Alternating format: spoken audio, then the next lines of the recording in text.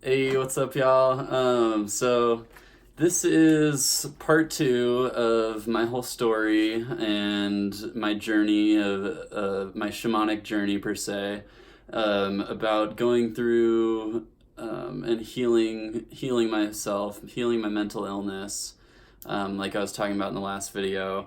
In this one, I kind of wanted to talk a little bit more about what was happening at the time when it first started, and then maybe some like what my thought processes were when I was going through it. So it might make you feel a little bit better about things that you're experiencing, or you know somebody that's going through similar things. Um, and then hopefully on the next video, I will be getting deep down into the things. There's many different things that helped me and helped my recovery and helped balance me out. And a lot of those things can be anybody should be, or pretty much everybody should be doing. That all started when I was 19. Um, I was starting to research this one night when I was young. I just remember going into YouTube and finding conspiracy theories and conspiracy theories.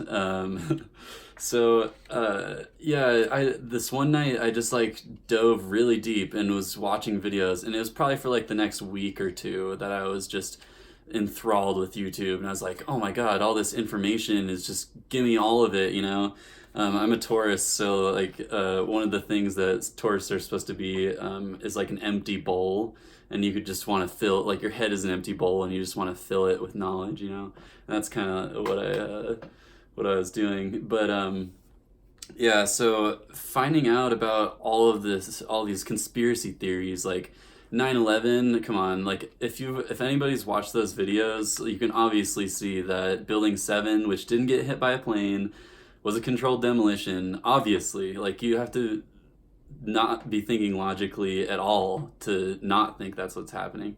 So yeah, and then eventually I got into the whole ET subject, which is also fascinating to me because it makes sense logically. Like there are civilizations out there that are potentially billions of years ahead of our civilization, you know, and like we've only been studying physics for what, like 70 years with modern technology, if that. Like, come on.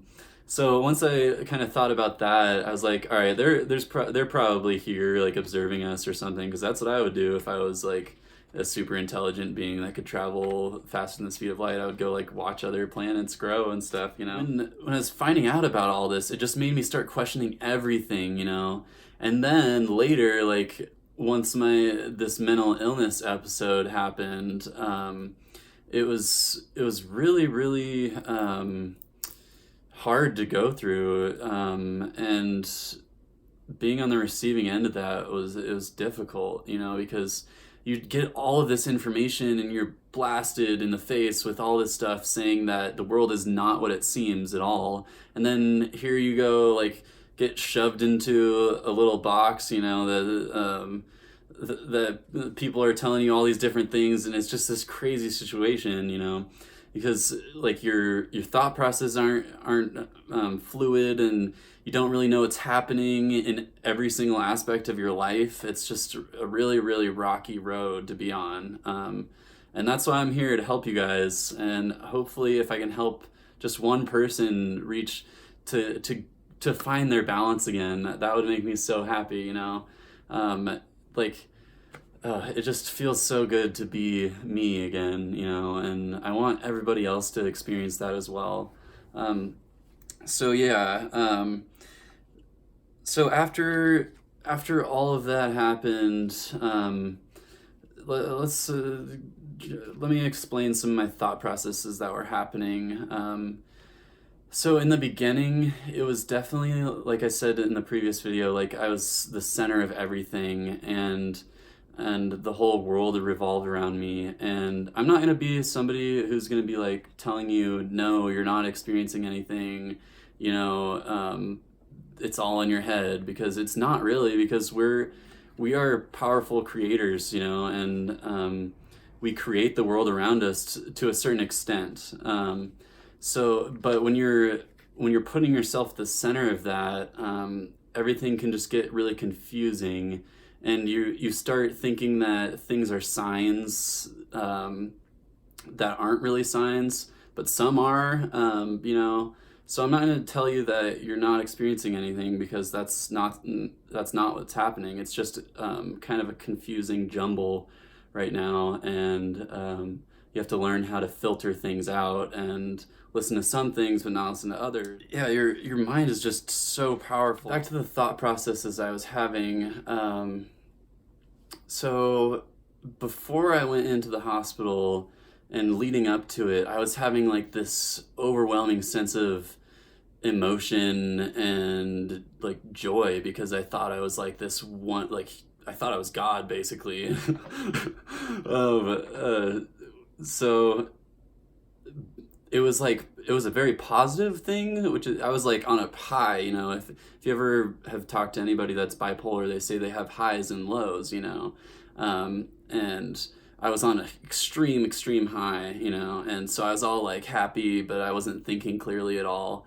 And then when I was put in the hospital, that's when shit got real, and it was like everybody was so crazy around me, and being an empath, and I didn't know this at the time at all, but like you're taking in energy of people in close proximity with you, and it can be very jarring if you don't know who you are yet, like you're not you, and you're manic like that, and being put in a place with all these people, it just makes it worse. And that's what happened. I just started feeling, I started getting that sense of paranoia back again, and like it was this horrible place. I was in prison, I was put into that hospital for 3 months, and paranoia started creeping back. Then I started like it's hard to explain, or hard to talk about, I should say, but I started having really bad thoughts, and some of them, it was just like horrible thoughts, and I just wanted to like kill myself, and I tried when I was in the hospital. It was just bad, and sorry, I just get emotional thinking about it, and I'm glad I'm finally talking about this because other people need to hear it. But yeah, so where was I? Getting those horrible thoughts, I just kept putting myself down and thinking like that was who I was now, and like my life was over, and I just wasn't me anymore, and I think a lot of what it had to do with is being around those other crazy people, taking on their energy, and also be given the pharmaceutical industry drugs, which are horrible for you. Some can help balance you out, which I experienced as well, one in particular. But in the long run, you do not want to be taking those your whole life. It can make your brain do some bad, like have some bad effects on your brain. Yeah, so I got in that mind state that I just hated myself, and all these spiritual teachers always talk about like self-love, but it's like having all these horrible thoughts all the time. How can you even love yourself? And it was just really hard, and it took a long time to realize what to do, and it took a lot of hard work, and yeah, that's going to be my number one thing, actually, that I'm going to talk about in the next video, I think, is not being lazy about your mental health, and knowing that there's something out there that you can do, but laziness was the biggest thing that held me back for such a long time. It was just thinking like, oh, I'll just like lay here because I'm not a human anymore or whatever.